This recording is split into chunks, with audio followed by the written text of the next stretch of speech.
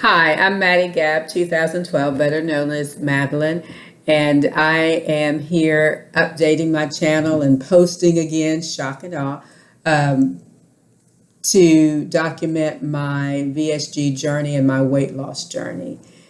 I originally had VSG, or the vertical sleeve gastrectomy, in October of 2013. And if I can, I'll try to link my original introduction video somewhere in here, or either I'll try to mark it for you so you can go back and see my history. Since then, I'm 8 years out now. In fact, last October of 2021, it was my 8-year surgiversary, and things have been going pretty well for the most part over the 8 years that I've been sleeved, except here lately, and we'll get into that a little bit later. But I am coming back because since things were kind of rocky on my end, as far as my weight and weight management, I thought I would try to find some YouTubers who were still posting, or some YouTubers that are posting that were closer to my amount of time out from surgery. And in my research and in my YouTube search, I couldn't find anyone that it's still posting that's out as far as I am. Usually it's about 1 or 2 years. I think Mini Me in Tennessee, she might be like 4 or 5 years maybe, but I couldn't find anyone that was 8 years out or 10 years out or longer. And so that's why I was coming back, hoping to find some more motivation, and actually hoping to maybe get to some of the subscribers that I had earlier and we were about the same time out. According to YouTube, it's been 5 years since I posted, and I remember that was an outside workout video, and with my friend Bernadette. And I'm looking down because I'm looking at some notes that I took about what I wanted to say. And again, I am coming back and restarting my channel just because I need more motivation to motivate myself. And there's been a lot of life changes in this 8 years that I have had VSG. In looking back through my channel, week 53 is when I reached goal. And for me, I think that was probably about 130 pounds. But let me go all the way back since I'm bringing that up. Originally, I was 256 before surgery. At the time of surgery, October 13th, 2013, I was 246. I think I lost 10 pounds on the liquid diet. And then week 53, so exactly, a year and 1 week out, is when I reached goal, or I called it goal.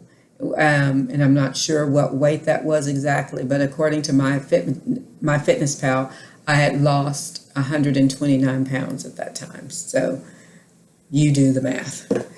Anyway, and I actually was able to maintain that. I think I did gain maybe 5 or 10 pounds in there because I stopped kind of weighing regularly. And when you stop weighing regularly, that's when trouble starts. So that's my first piece of advice to myself, is to weigh regularly. Not every day, but at least once a week so you can see where you are. And I think that was one of the mistakes that I made, but I'll get into that later. Anyway, moving right along. But so I maintained pretty much around 128, 130-ish in there for probably, let's see, up until 2020, which,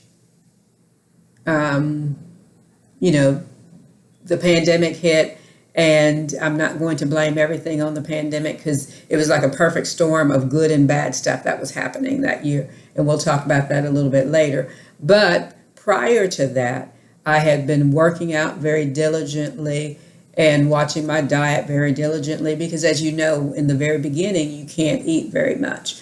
But the farther and farther and farther I got out, then I started to eat more. But I was still working out vigorously, and I even took up running, and I was running pretty steadily for about 2 years, doing half marathon, 10Ks and half marathons. Half marathons and 10Ks were my sweet spot. So it's like, if there's a race, sign me up. Sign me up. So I was running a lot, therefore I was eating a lot. And even though I was eating good things, still I had built up, and of course your stomach, as it heals, not that it necessarily stretches, but you can intake more food. And so I was running a lot, so I was eating a lot more frequently, in order to keep up my strength to run a lot. So anyway, that's how I maintained my weight. So fast forward to 2020, a bunch of things happened. Not only did we go into the lockdown or the shutdown for the pandemic, and I was working from home, that wasn't the primary source, because at first I was like excited. Woo, okay, I get to work out even more. But not so, says my body, who is aging. My body is aging. And I finally had to realize that. So at that time, that's when I had to stop running. Well, I stopped running because it constantly hurt to run. And I got to where I couldn't really feel my leg. So my gait was off, and I was very unsteady and unsure. And at one time, it got so bad that my whole leg went numb. And so with that, coupled with staying inside, coupled with everything going on, working from home, then, I started to pick up weight because of not exercising. And then at first I started off still maintaining my nutritious eating, but the farther and farther along we got, then I wanted something different, and then I started bringing things back into my diet that I had let go. And so that's created a monster, of course. Also, at the same time, I did get married. No, I didn't get married. I did meet someone, and we were going out to eat. Even though, we had to social distance and all that stuff, we were still going out to eat. And so I started eating restaurant food. Previous to that, I had not been eating a lot of restaurant food. I do fast food here and there, and that makes me think about, too, that even before the pandemic, French fries had gotten back into my diet. And that was that was my vice. That was just my one vice. It was French fries. And so meeting him, starting to eat out more, eating restaurant foods and things on basically a weekly basis, then that led to me bringing in other things. At one while I was vegan, and then I started eating meats again, which I don't have an issue with meat. And I'm not saying that's why. It's just I was eating processed meats and restaurant meats, and then started bringing in more carbs and things like that. So my eating got way off track, needless to say. So then in December 21st, 2020, I got married. And so here I am today. And in fact, today is December 21st, 2021, my first year anniversary. And so throughout the course, he doesn't have a weight issue, and he likes to eat and he likes to enjoy his food. So, of course, gaining that weight, like so many females, when you get into a relationship, sometimes you do gain weight because we try to keep up with them in our eating and all that kind of stuff. So eventually that led me to December, the beginning of December, weighing about 153. And prior to that, let me go back just a little bit more. In September, it really started to bother me, and I knew I needed to get a handle on what was going on. So I knew, but it just seemed like every day I couldn't. It was a mental battle, totally a mental battle that I was fighting. And because I knew it was a mental battle and I needed something as a stopgap measure, I decided to have a sleeve revision. And basically, I decided to have the endoscopic sleeve gastrectomy, which is in the a revision case. They go in and they staple shut or staple the part of your stomach that has stretched. And I had this done. And so since that time, morning of surgery was December, or not surgery, because it's not a surgery, it's a procedure. It's an endoscopic procedure where they go down your throat to your stomach. And then since I already had a sleeve, they just tightened up my sleeve to make it, or to bring it back to its original size. And